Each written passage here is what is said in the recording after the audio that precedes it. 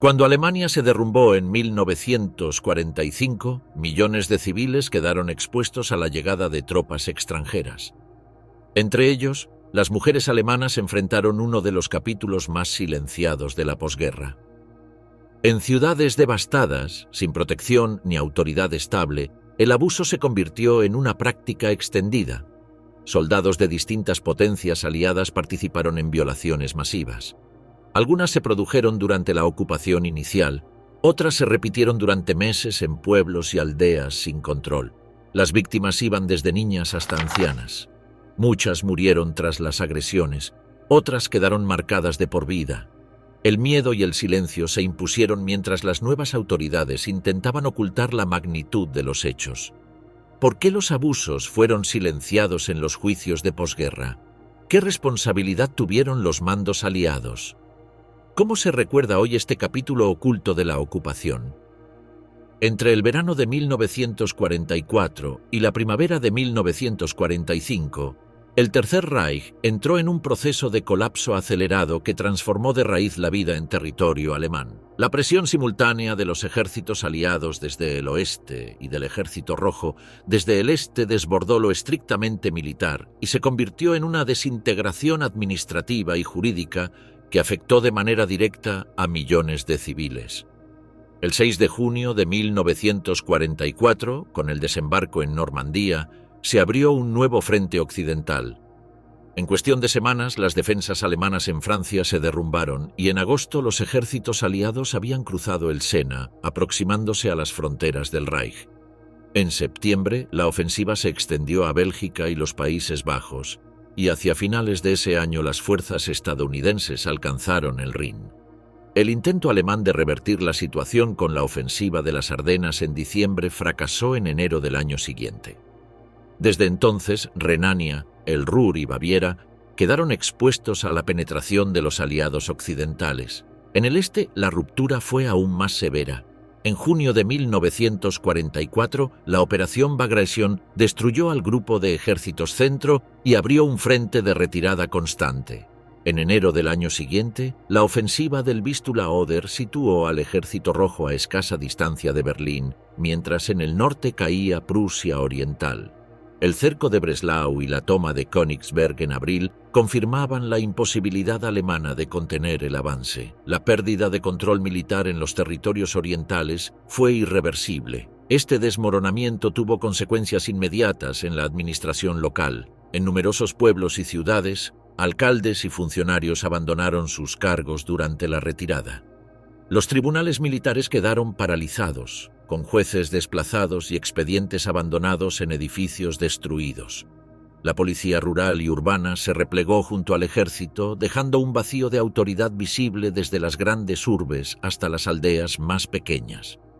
La ocupación trajo consigo la instauración de gobiernos militares bajo control directo de las potencias vencedoras.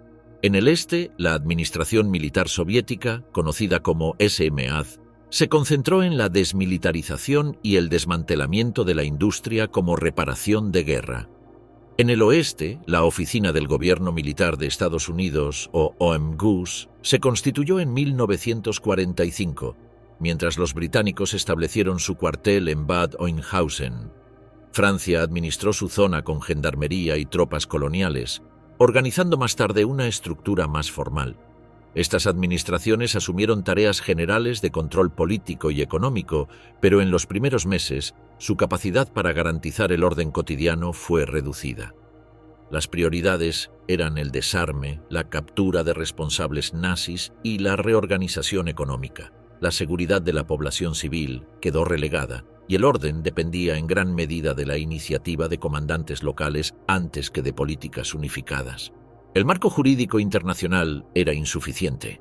La Convención de La Haya de 1907 y el Convenio de Ginebra de 1929 regulaban prisioneros y combatientes, pero no ofrecían una protección clara a civiles en ocupaciones prolongadas.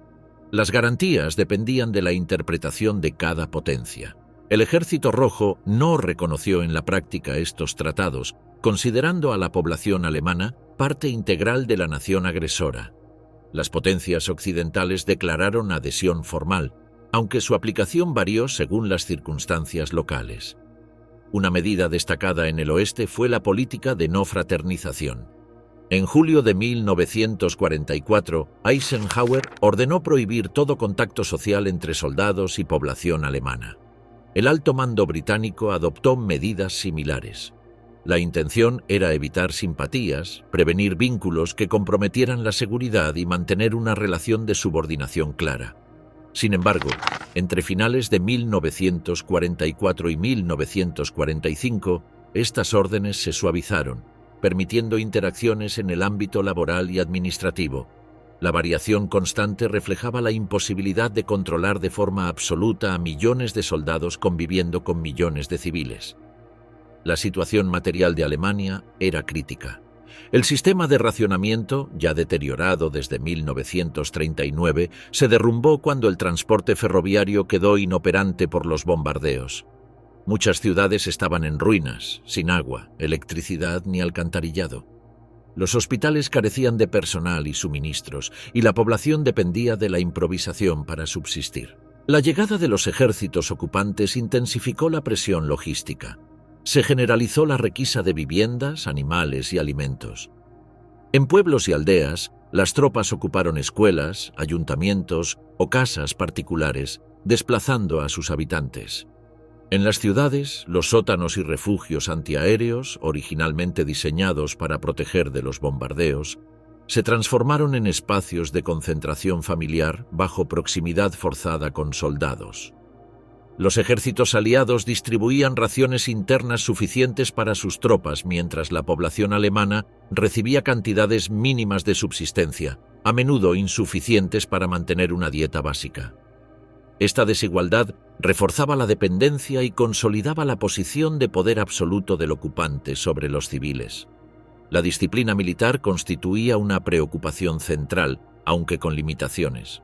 En el Ejército Rojo, los servicios de seguridad como el NKVD y la S-Mersch vigilaban principalmente a los propios soldados y controlaban la lealtad ideológica, no la protección de civiles.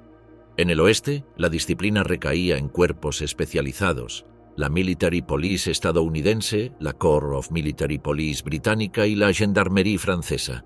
Su responsabilidad era investigar delitos y patrullar, pero su número resultaba insuficiente frente a la magnitud del territorio y las tropas desplegadas. Los tribunales militares estaban diseñados sobre todo para juzgar deserción, insubordinación y delitos internos. Los crímenes contra civiles alemanes quedaban en un plano secundario, y su persecución dependía de la iniciativa de los mandos locales. En muchos casos, los expedientes nunca llegaron a investigación o sanción efectiva. La combinación de vacío de autoridad local, ambigüedad legal, presión logística y disciplina insuficiente creó un entorno propicio para abusos. Las estructuras tradicionales de protección civil habían colapsado, las nuevas instituciones aún no tenían eficacia plena, y la población alemana quedó en una posición de vulnerabilidad extrema. Entre el verano de 1944 y mayo de 1945, Alemania atravesó un periodo caótico en el que los mecanismos de control fueron incapaces de regular de forma efectiva la relación entre tropas de ocupación y civiles. En ese contexto de transición, las mujeres alemanas se convirtieron en un sector particularmente expuesto a los efectos más directos de la ocupación militar. Prusia Oriental fue el primer territorio del Reich propiamente dicho alcanzado por el Ejército Rojo en su avance hacia Alemania. La ofensiva soviética hacia esta región comenzó en el otoño de 1944, prolongación directa de la Operación Bagration, que durante el verano había destruido al grupo de ejército centro-alemán en Bielorrusia. En octubre de ese año, tuvo lugar la batalla de Gumbinnen, considerada el primer enfrentamiento serio dentro del suelo prusiano oriental. Aunque la defensa alemana logró contener temporalmente el avance, quedó en evidencia la debilidad estructural de las posiciones. Las fortificaciones, levantadas de manera apresurada, no podían resistir la presión de un ejército que acumulaba años de experiencia ofensiva y un poder material creciente. Durante esas semanas, columnas soviéticas penetraron en localidades como Nemmersdorf, Goldap y aldeas cercanas, lo que marcó el primer contacto directo entre soldados soviéticos y población civil alemana. En noviembre, contraataques alemanes lograron recuperar parte del terreno y estabilizar momentáneamente el frente, pero esos éxitos tácticos no modificaron la tendencia general. La penetración soviética había comenzado y se intensificaría al iniciar el año siguiente. El 12 de enero de 1945, junto con la ofensiva del Vistula-Oder, se lanzó la ofensiva específica contra Prusia Oriental. En pocas semanas las líneas alemanas fueron desbordadas. Königsberg y gran parte del territorio quedaron aislados del resto de Alemania, mientras ciudades como Tilsit y Goldap pasaban bajo control soviético. El cerco sobre la capital prusiana se cerraba, y decenas de miles de civiles emprendían la huida hacia los puertos bálticos. Los informes alemanes de esas fechas documentan la violencia ejercida contra la población. En Nemmersdorf, equipos médicos y forenses enviados por la Wehrmacht tras la recuperación temporal de la aldea registraron cadáveres de civiles con signos de ejecución a corta distancia. Entre las víctimas había ancianos, mujeres y niños. Las autopsias en Insterburg describieron fracturas craneales, heridas de arma de fuego a quemarropa y, en algunos casos, mutilaciones con objetos cortantes. Los informes conservaron el tono clínico propio de documentos médicos, pero dejaron constancia de la violencia sufrida por la población no combatiente. En localidades como Goldap se notificaron saqueos de viviendas, incendios intencionales y la destrucción de instalaciones agrícolas esenciales. Documentos recogidos en esas fechas mencionan violaciones múltiples cometidas tanto en casas particulares como en refugios improvisados. Los testimonios de refugiados que lograron escapar hacia el oeste describieron ataques dirigidos contra mujeres y, en muchos casos, la muerte inmediata de las víctimas.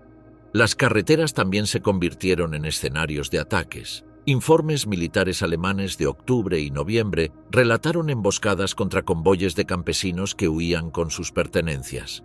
El fuego de artillería dispersó grupos de refugiados y hubo ejecuciones sumarias de hombres que intentaban proteger a sus familias. En enero de 1945, con la ofensiva general en marcha, la densidad de refugiados en las rutas de Prusia Oriental aumentó de manera dramática y numerosos convoyes fueron alcanzados por ataques de artillería y fuego directo. El caso de Nemmersdorf adquirió relevancia inmediata para la propaganda alemana. La Wehrmacht organizó en octubre de 1944 visitas de delegaciones extranjeras, incluyendo periodistas de países neutrales. Se tomaron fotografías y se difundieron informes forenses que describían violaciones, asesinatos y el uso de granadas en viviendas. El Ministerio de Propaganda de Joseph Goebbels utilizó este material como prueba de lo que denominaban la brutalidad bolchevique. La autenticidad de algunos elementos propagandísticos fue cuestionada más tarde por fuentes occidentales que señalaron posibles exageraciones o manipulaciones fotográficas. Sin embargo, la existencia de víctimas civiles en Nemmersdorf nunca fue desmentida en lo esencial. El debate historiográfico posterior se ha centrado en la magnitud de los hechos y en el uso político de las pruebas, no en la negación de la violencia ocurrida. Los diarios de operaciones de unidades soviéticas permiten identificar qué formaciones atravesaron la zona en esas fechas. El 11º Cuerpo de Tanques de la Guardia y el 25º Ejército actuaron en octubre, mientras que en enero las penetraciones profundas correspondieron al 3er y al 2º Ejércitos bielorrusos. Sus rutas de avance coinciden con las áreas donde se documentaron los incidentes más graves contra civiles. Los informes alemanes remitidos al alto mando fueron sistematizados como evidencia de los riesgos que la población corría bajo ocupación soviética. El objetivo administrativo quedó subordinado a fines propagandísticos y las autoridades locales no implementaron medidas de protección más allá de órdenes de evacuación, emitidas demasiado tarde para la mayoría.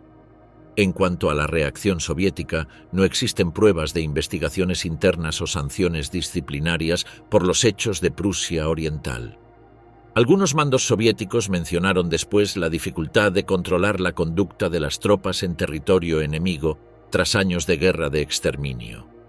No obstante, la prioridad era mantener el impulso ofensivo y destruir definitivamente al ejército alemán, no atender denuncias civiles. Algunos documentos de la Administración Militar Soviética de 1945 Aluden en términos generales a excesos de tropas y recomiendan reforzar la disciplina para preservar la imagen internacional ante los aliados occidentales.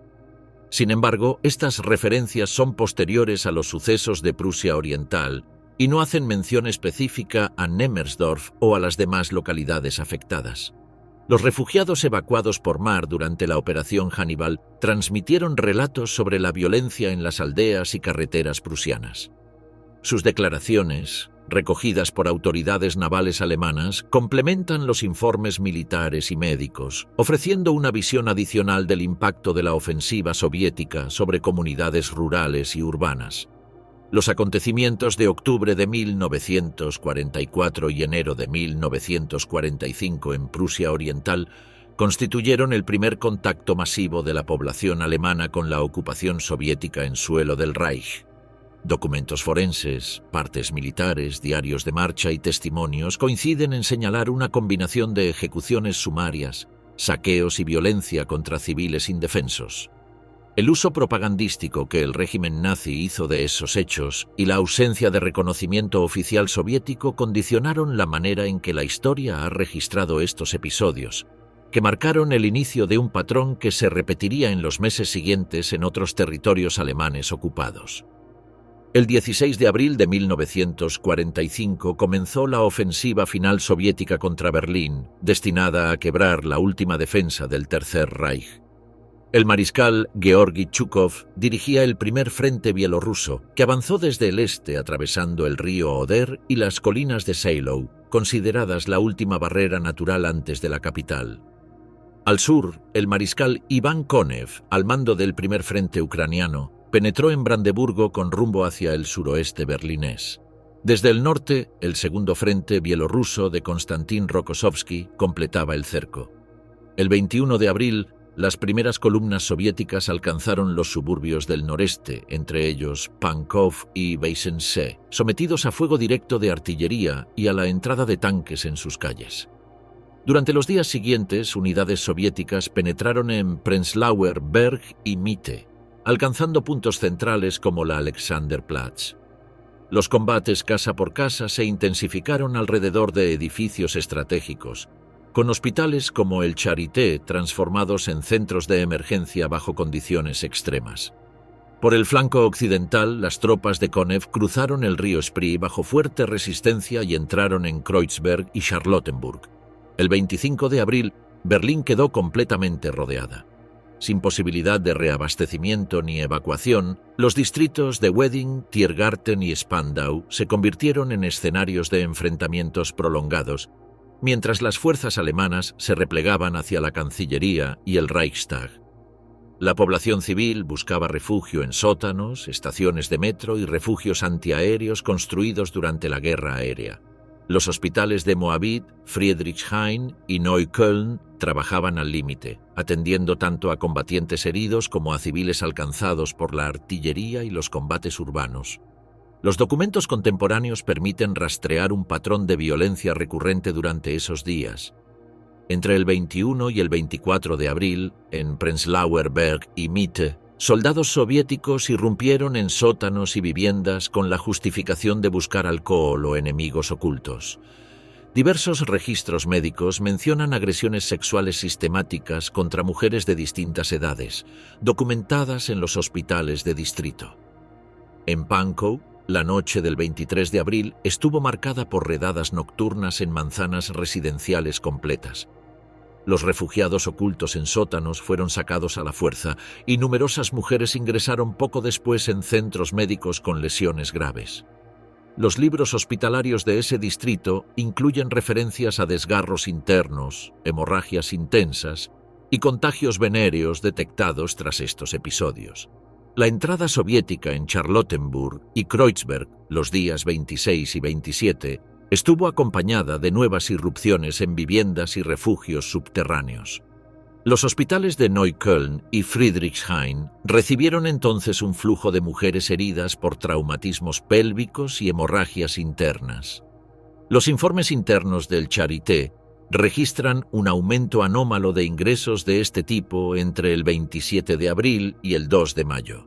En Wedding y Spandau, ocupados entre el 1 y el 2 de mayo, se repitió el mismo patrón.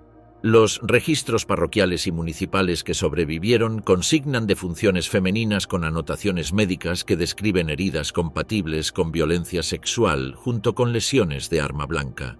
El volumen de casos registrados fue tan elevado que médicos del Charité y de hospitales de distrito enviaron memorandos a las nuevas autoridades soviéticas notificando su incapacidad para atender a todas las pacientes. Estos documentos mencionan centenares de mujeres tratadas en pocos días, con diagnósticos de lesiones internas severas, infecciones agudas y embarazos no deseados detectados semanas después.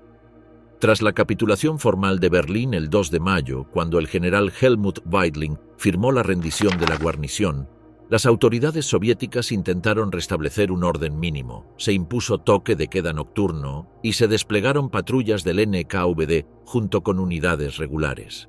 El 3 de mayo, circularon bandos anunciando castigos militares para cualquier soldado sorprendido, saqueando o abusando de civiles. Los archivos incluyen referencias a ejecuciones sumarias de soldados soviéticos por delitos graves, aunque la mayoría vinculadas al saqueo a gran escala más que a delitos sexuales.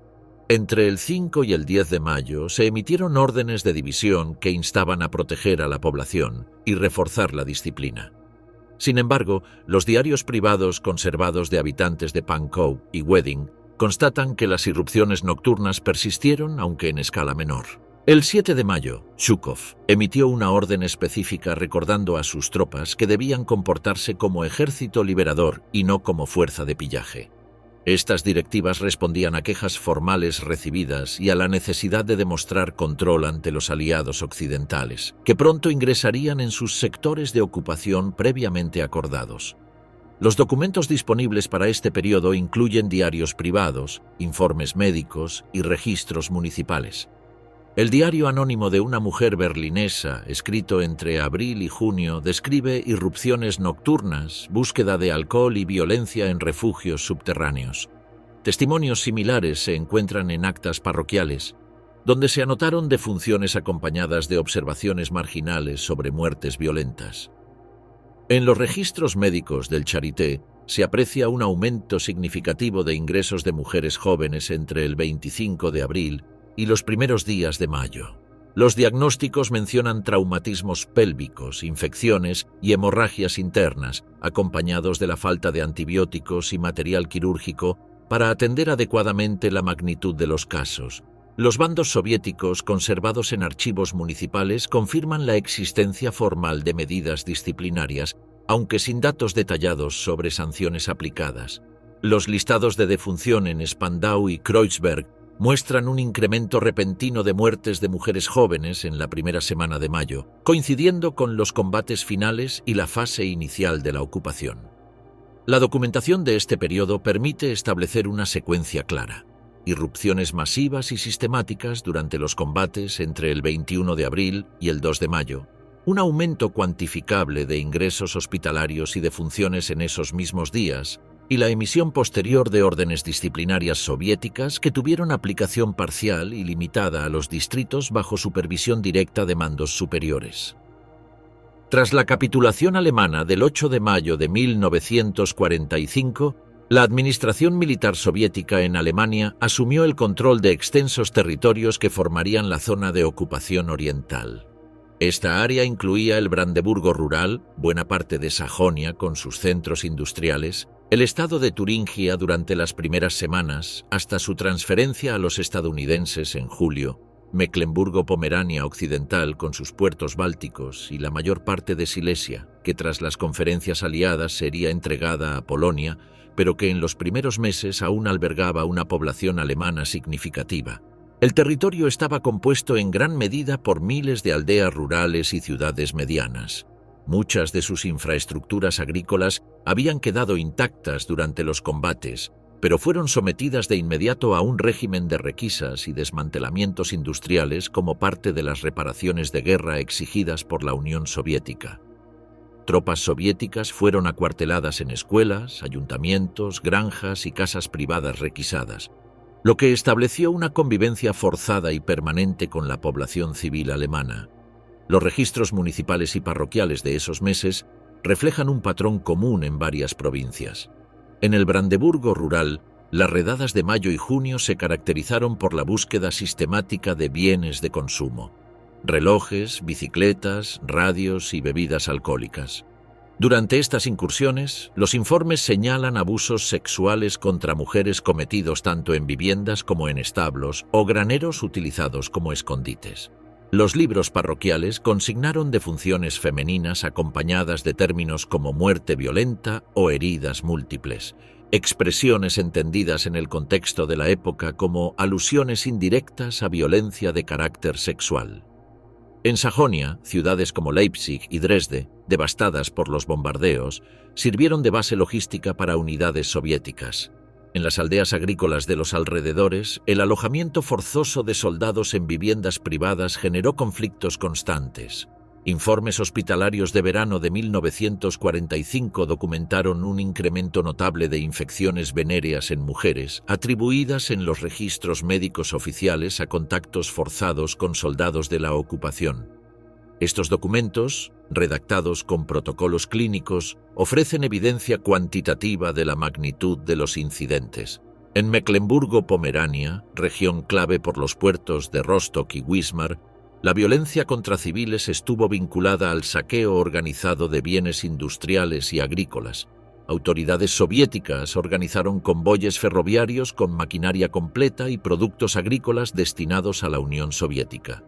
Durante estas operaciones de desmantelamiento, tropas requisaban también ganado y cereales, lo que dejó a las comunidades locales con recursos mínimos. Actas municipales de la zona mencionan maltratos y muertes de civiles que intentaron resistirse, registradas en documentos oficiales con diagnósticos médicos que especificaban lesiones traumáticas. En Silesia, bajo control soviético directo antes de su transferencia formal, se produjeron ataques contra columnas de refugiados que intentaban huir hacia el oeste. Estos grupos eran despojados de sus pertenencias y, según documentación oficial, se registraron ejecuciones sumarias de hombres que intentaban proteger a sus familias.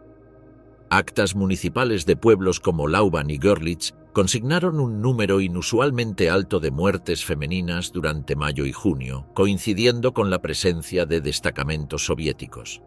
Los archivos locales conservan ejemplos de denuncias oficiales. En el distrito de Eberswalde, Brandeburgo, las actas de mayo consignan más de 60 quejas formales por saqueos, robo de ganado y abusos contra mujeres. Las denuncias fueron remitidas a la comandatura soviética sin que exista constancia de sanciones efectivas. En Meissen, Sajonia, un informe oficial de junio documentó 41 casos de violencia contra civiles, entregado al NKVD local y traducido al ruso por intérpretes, aunque no se registraron procesos judiciales posteriores. El NKVD y la SMERSH intervinieron de forma esporádica en casos considerados graves o con riesgo de afectar la disciplina. En Turingia, antes de su transferencia, un sumario oficial del NKVD de junio menciona la ejecución de 2 soldados soviéticos acusados de violación y saqueo en las cercanías de Weimar. Sin embargo, estos episodios aparecen como excepcionales y con un propósito ejemplarizante más que como parte de una política disciplinaria sistemática. En Mecklemburgo, la correspondencia entre alcaldías alemanas y comandaturas soviéticas refleja denuncias sobre abusos cometidos durante operaciones de transporte de maquinaria.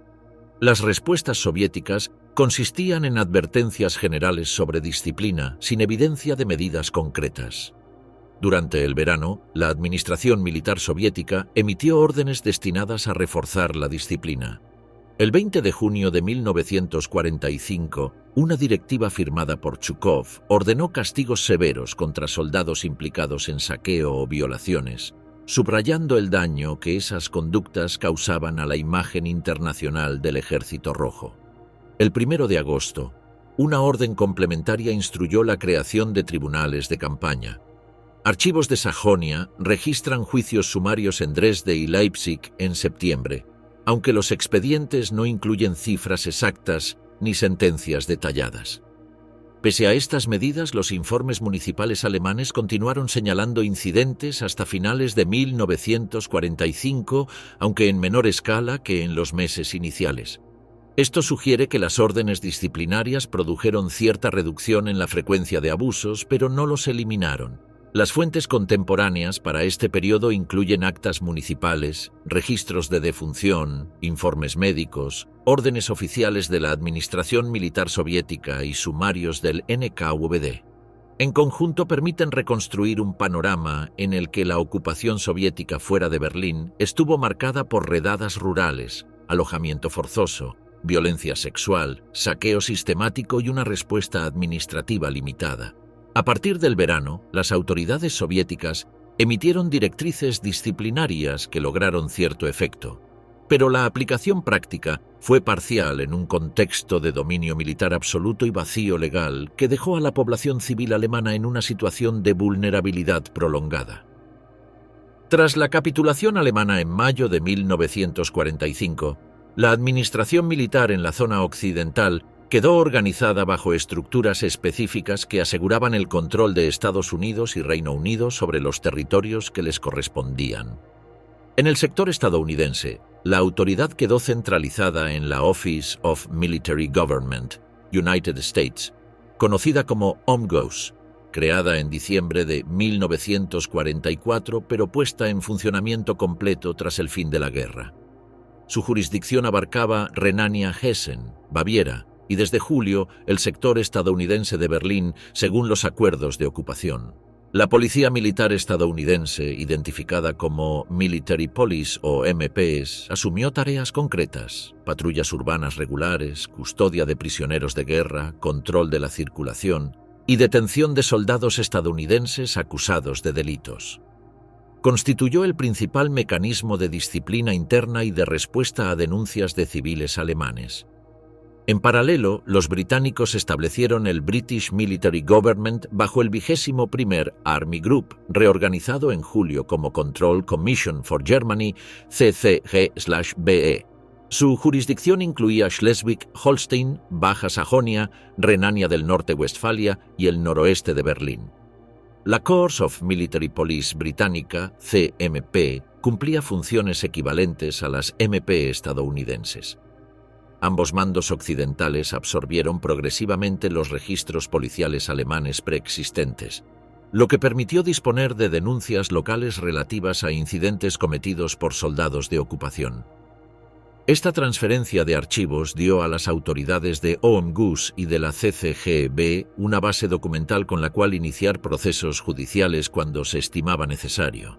Las políticas de no fraternización fueron impuestas antes de la entrada masiva en Alemania. El 10 de septiembre de 1944, el Cuartel General Supremo Aliado, SHEF, emitió la orden que prohibía cualquier contacto social con alemanes. Eisenhower la reiteró en marzo de 1945, poco antes de que las tropas cruzaran el Rin. La prohibición incluía conversar con civiles salvo por motivos estrictamente oficiales, aceptar hospitalidad en hogares alemanes y, de manera explícita, cualquier tipo de relación con mujeres alemanas. En junio comenzaron las modificaciones. El 14 de ese mes, Eisenhower autorizó excepciones para contactos laborales necesarios. El 15 de septiembre, en la zona estadounidense, la política fue oficialmente derogada, permitiendo relaciones sociales bajo supervisión militar. En el sector británico, la flexibilización inició en julio y la derogación formal llegó en septiembre del mismo año. Los archivos reflejan denuncias en distintos centros urbanos.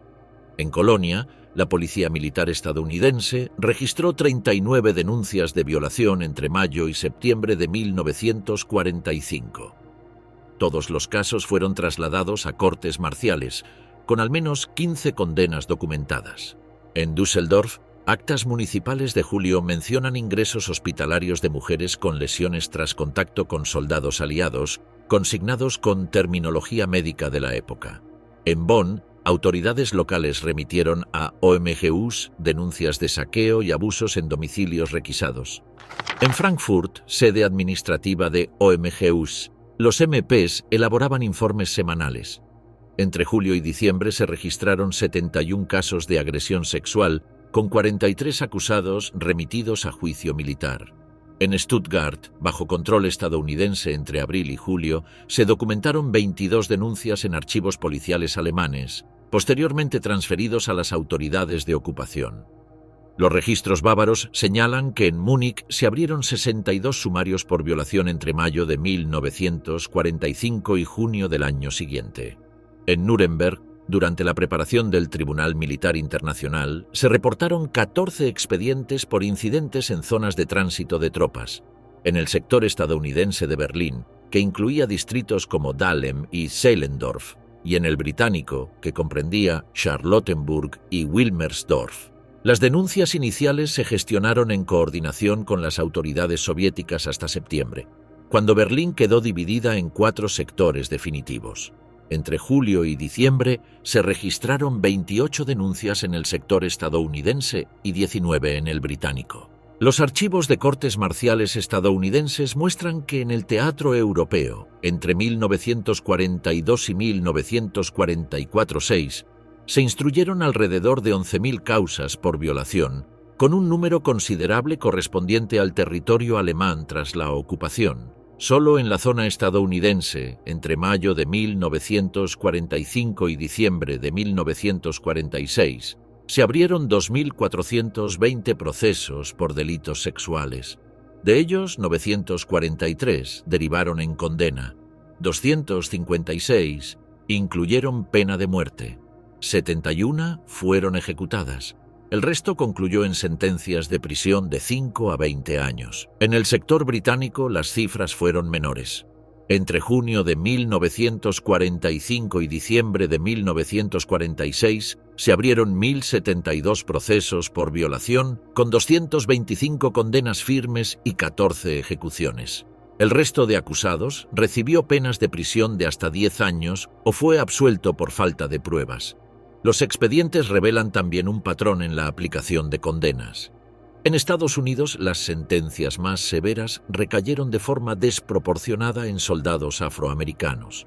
En Reino Unido, las conmutaciones fueron más frecuentes en casos de soldados de unidades de élite o con historial de combate destacado. Varias sentencias de muerte fueron reducidas a cadena perpetua por decisión de mandos superiores. Las fuentes documentales incluyen archivos de cortes marciales conservados en los archivos nacionales estadounidenses y británicos, informes sistemáticos de MPS y CMP, y directivas de Eisenhower y del 21st Army Group. También figuran actas policiales alemanas entregadas a las autoridades de ocupación y usadas como evidencia en procesos militares. En conjunto, esta documentación permite reconstruir un panorama en el que existió un volumen significativo de denuncias formales procesadas en tribunales militares. Los resultados fueron variables y dependieron de factores como unidad de origen, región de despliegue, rango y origen racial de los acusados. La evidencia disponible muestra que, en la zona occidental, las autoridades militares establecieron mecanismos judiciales activos y procesaron formalmente numerosos casos. Sin embargo, la efectividad de estas medidas para prevenir delitos o garantizar justicia plena a las víctimas estuvo condicionada por las prioridades administrativas y la estructura de poder de cada ejército en el contexto de la posguerra inmediata. Tras la capitulación alemana en mayo de 1945, la zona de ocupación francesa quedó delimitada en el suroeste alemán, abarcando los territorios de Baden, Württemberg, Hohenzollern y Renania-Palatinado, con la capital administrativa establecida en Baden-Baden. El primer ejército francés, bajo el mando del general Jean de Lattre de Tassigny, asumió el control directo de esta región, desplegando una combinación de divisiones metropolitanas francesas y unidades coloniales que habían participado en las campañas militares precedentes. Entre estas unidades coloniales destacaban especialmente los goumiers marroquíes, tropas especializadas de montaña organizadas en formaciones denominadas tabores, que habían demostrado su eficacia militar en terrenos difíciles durante los combates en Italia y en la campaña del Rin. Estas unidades, reconocidas por su capacidad operativa en condiciones adversas, participaron directamente en las operaciones finales sobre la Selva Negra y el Valle del Neckar durante abril de 1945, constituyendo algunas de las primeras fuerzas en entrar en localidades alemanas que posteriormente quedarían bajo administración francesa permanente. El despliegue militar francés incluía también elementos especializados de gendarmería militar y destacamentos de policía colonial, organizaciones responsables oficialmente de mantener la disciplina entre las tropas desplegadas y de responder a denuncias presentadas por la población civil alemana. Estas unidades tenían autoridad formal para investigar incidentes y procesar casos según la legislación militar francesa aplicable en territorios ocupados. La ciudad de Freudenstadt, situada en el norte de la Selva Negra, fue ocupada por tropas francesas el 16 de abril de 1945 tras intensos combates desarrollados en toda la región circundante. Los documentos municipales conservados y testimonios recopilados posteriormente indican que durante los primeros 3 días de ocupación se produjeron saqueos sistemáticos y abusos sexuales cometidos contra mujeres de todas las edades residentes en la localidad. El archivo municipal de Freudenstadt conserva actas de reuniones de emergencia donde se registraron decenas de denuncias formales presentadas por habitantes de la ciudad. El hospital local documentó en sus registros médicos de abril un aumento estadísticamente abrupto de ingresos de mujeres con lesiones ginecológicas, fracturas múltiples y traumatismos diversos. Los registros médicos consignan también muertes por hemorragia interna y suicidios ocurridos en los días posteriores a los hechos iniciales. Las estimaciones municipales, elaboradas sobre la base de partes médicos oficiales y testimonios recogidos sistemáticamente, documentaron centenares de víctimas en la localidad principal y aldeas vecinas durante este periodo. Las tropas francesas alcanzaron Constance a finales de abril de 1945, estableciendo control administrativo sobre esta ciudad estratégica situada en la frontera con Suiza. Los archivos hospitalarios de Constance consignan entre abril y mayo un número estadísticamente elevado de ingresos de mujeres con diagnósticos médicos de agresiones sexuales, según la terminología clínica estándar de la época. La alcaldía de Constance remitió informes oficiales a la comandatura francesa describiendo la situación local y solicitando formalmente protección para la población civil. En pueblos ribereños del lago de Constanza, incluyendo Radolfzell y Überlingen, las actas municipales conservadas incluyen quejas oficiales de saqueos sistemáticos de viviendas, robo de ganado doméstico y abusos cometidos por soldados identificados como pertenecientes a unidades coloniales. En el Valle del Neckar y aldeas dispersas de la Selva Negra, la ocupación por unidades de Gumier estuvo caracterizada por episodios similares a los documentados en otras localidades. Los registros conservados de gendarmería alemana que había sido desarmada y las anotaciones parroquiales consignan mujeres atacadas en granjas aisladas y durante redadas organizadas en busca de alcohol y bienes de valor. En aldeas como Horb am Neckar y Rottweil se documentan denuncias colectivas de habitantes que fueron transmitidas oficialmente a la gendarmería francesa según los procedimientos administrativos establecidos. Los archivos municipales de Rottweil conservan una relación fechada en junio de 1945 que documenta más de 200 denuncias individuales de abusos cometidos contra la población femenina local. Una porción significativa de estos documentos fue traducida al francés por intérpretes oficiales y enviada a la comandatura militar correspondiente, según consta en los registros administrativos conservados. La gendarmería francesa abrió expedientes oficiales en diversas localidades como respuesta a las denuncias recibidas. En Freudenstadt se realizaron arrestos de soldados específicamente señalados por saqueo sistemático, aunque las sanciones documentadas en los expedientes conservados se limitaron principalmente a traslados administrativos fuera de la región afectada. En Constance, un sumario militar oficial de mayo de 1945 incluyó a 6 soldados coloniales acusados formalmente de violación, pero los archivos disponibles registran únicamente condenas administrativas leves y reubicación en otras unidades militares.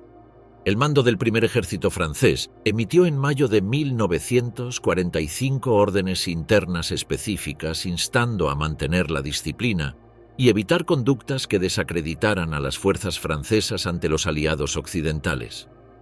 Sin embargo, los documentos oficiales conservados no proporcionan detalles sobre castigos sistemáticos aplicados a los responsables.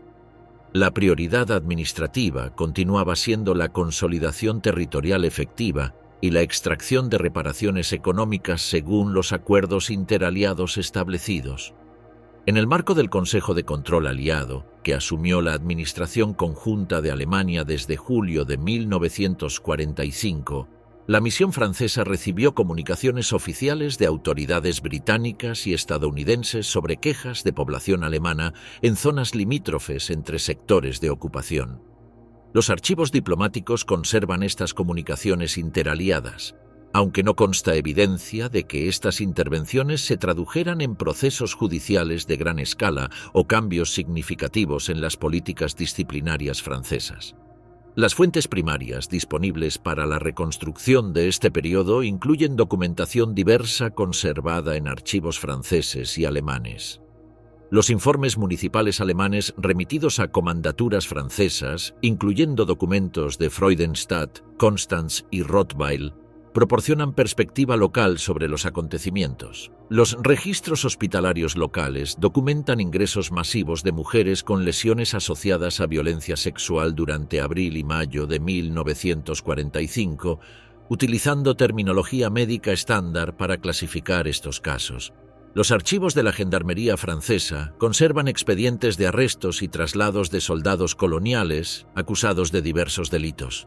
Las órdenes del mando del primer ejército francés, emitidas durante mayo y junio de 1945, contienen referencias administrativas genéricas a disciplina militar. La correspondencia interaliada desarrollada en el marco del Consejo de Control incluye quejas específicas sobre incidentes en la zona francesa, documentando la preocupación de otros comandos aliados sobre estos acontecimientos. El conjunto de esta documentación revela que entre abril y agosto de 1945, las tropas coloniales francesas, particularmente las unidades de Goumier, estuvieron implicadas en numerosos abusos documentados contra civiles alemanes en las regiones de Baden y Württemberg-Hohenzollern. Las denuncias fueron abundantes y quedaron sistemáticamente registradas en actas municipales y registros hospitalarios, pero la respuesta disciplinaria francesa se caracterizó por su limitación a traslados administrativos y sanciones menores, sin desarrollo de procesos judiciales exhaustivos que proporcionaran justicia efectiva a las víctimas o castigo proporcional a los responsables. La documentación conservada indica que las autoridades francesas priorizaron la estabilidad administrativa y las relaciones interaliadas sobre la investigación sistemática de estos delitos, adoptando un enfoque que minimizaba las consecuencias disciplinarias para preservar la cohesión de las unidades coloniales consideradas militarmente valiosas para el control territorial francés en su zona de ocupación. Tras la ocupación de Alemania, las denuncias de abusos cometidos por tropas aliadas siguieron cauces administrativos distintos según la zona de control. En la zona soviética, las quejas de civiles alemanes eran recibidas por comandaturas de distrito y procesadas por oficiales del NKVD o de la SMAD, según la naturaleza de cada denuncia. Una parte significativa de esos expedientes no permaneció en archivos alemanes locales, sino que fue trasladada a fondos soviéticos, clasificados bajo el sello Sekretno, equivalente a material secreto según la normativa soviética. En las zonas occidentales, las denuncias recogidas por alcaldías alemanas o policías locales se remitían a las autoridades de ocupación.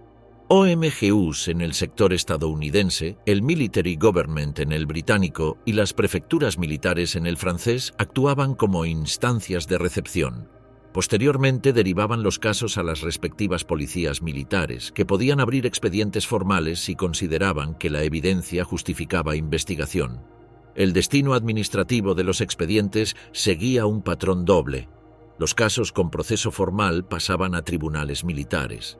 Los que no llegaban a esa fase, junto con resúmenes estadísticos, eran archivados en consejos regionales de control y utilizados en informes internos sobre orden público. En los archivos estadounidenses y británicos, muchos expedientes quedaron clasificados bajo sellos de Restricted o Confidential. Los plazos de apertura variaban entre 30 y 50 años. En Francia, gran parte de la documentación de gendarmería permaneció reservada hasta finales del siglo XX. El Consejo de Control Aliado, activo entre 1945 y 1948, centralizó informes estadísticos de incidentes de todas las zonas. Las actas conservadas muestran tablas periódicas, pero rara vez estos datos fueron discutidos en sesiones públicas. La documentación sanitaria de posguerra complementa los archivos militares. En la zona soviética, servicios de salud de Brandeburgo, Sajonia y Mecklemburgo registraron en 1946 incrementos notables de enfermedades de transmisión sexual entre mujeres alemanas. Los informes mensuales señalaban tasas de gonorrea y sífilis entre el 12 y el 18% de las pacientes en edad fértil. Aunque no establecían vínculos directos con la ocupación, las cifras eran anómalas en comparación con periodos previos. En Berlín, el Hospital Charité y otros centros de distrito enviaron memorandos al Consejo de Control Aliado. Un documento de noviembre de 1945 consignaba 1.432 ingresos de mujeres con lesiones médicas clasificadas como atribuibles a violencia sexual entre abril y agosto de ese año. En la zona estadounidense, el Servicio Médico Militar compiló estadísticas sobre civiles alemanes atendidos en clínicas militares. Un memorando de Frankfurt de marzo de 1946 cifraba en 4.000 los casos tratados en Hesse y Baviera durante 6 meses, vinculados indirectamente a contactos con tropas. Los resúmenes de MPs y CMP clasificaban incidentes en categorías administrativas: violación, asalto, saqueo, embriaguez y otros delitos. En la zona británica, un informe trimestral de 1946 registró 1.072 incidentes con civiles alemanes, de los cuales 187 correspondían a acusaciones formales de violación. En la zona francesa, un documento interno de la Gendarmería fechado en Baden-Baden en agosto consignaba 385 denuncias en Freudenstadt y localidades próximas, bajo la categoría Atteintes aux mœurs, término legal francés para delitos contra las costumbres. Los mandos emitieron circulares disciplinarias en respuesta. En la zona estadounidense, Eisenhower firmó en junio de 1945 una orden instruyendo a reprimir con severidad los delitos sexuales. Sin embargo, la revisión posterior de expedientes muestra que muchas condenas fueron conmutadas y numerosas penas de muerte reducidas. En la zona británica, Montgomery envió en julio de ese año instrucciones para castigar saqueos y abusos, aunque los registros indican que en muchos casos la medida aplicada fue el traslado de soldados sin juicio formal. En la zona francesa, Delattre de Tassigny emitió en mayo una orden prohibiendo pillajes y violencias, pero los archivos revelan que las sanciones consistieron sobre todo en repatriaciones o redistribuciones de tropas coloniales. En la zona soviética, circulares firmadas por Zhukov y Rokossovsky entre junio y agosto de 1945 ordenaban ejecuciones sumarias de soldados culpables de violaciones. La documentación posterior, sin embargo, muestra que estas sanciones fueron puntuales y no constituyeron una política sostenida. La fórmula administrativa más habitual para cerrar expedientes en todas las zonas fue la clasificación de falta de pruebas. Con ello se archivaban casos sin establecer responsabilidad. En otros, los acusados eran transferidos a otras unidades, sin dejar constancia de sentencia ni sanción. El control de la información pública fue estricto desde el inicio de la ocupación. En la zona estadounidense, la Information Control Division ordenó a la prensa alemana autorizada no publicar noticias sobre incidentes de tropas sin permiso expreso. Un memorando de agosto de 1945 instruía de forma explícita: no difundir violaciones de disciplina, tratarlas solo en informes clasificados. En la zona británica, la Control Commission remitió en septiembre directrices similares a los medios autorizados. En la zona francesa, la censura militar ordenó a periódicos de Baden y Württemberg abstenerse de publicar artículos sobre saqueos o abusos, imponiendo sanciones administrativas a editores que incumplieran. La Unión Soviética mantuvo un control propagandístico aún más estricto. Los noticiarios oficiales mostraban al Ejército Rojo como fuerza liberadora, con imágenes de ayuda humanitaria y reconstrucción, mientras cualquier denuncia quedaba suprimida por censura. Los noticiarios occidentales proyectados en cines alemanes durante 1945 y 1946 también omitieron cualquier referencia a violencia de ocupación. Mostraban distribución de alimentos, reconstrucción y juicios de Nuremberg, pero excluían incidentes disciplinarios. En los archivos de prensa interna, tanto soviética como occidental, se conservan notas explícitas de estas políticas. No informar públicamente, tratar los casos solo en informes reservados. El periodo entre 1945 y 1950 revela un patrón administrativo común: abundancia de expedientes y estadísticas oficiales, clasificación inmediata como reservados o secretos y control estricto de la información pública. Los informes médicos y policiales documentaron el alcance de los abusos, pero las decisiones de mando tendieron a cerrar casos con traslados, archivos administrativos o sanciones menores. Paralelamente, la propaganda aliada y soviética estableció relatos oficiales que excluían estos incidentes, configurando un vacío informativo que condicionó la memoria colectiva sobre la ocupación y dejó sin resolución judicial plena gran parte de los hechos documentados.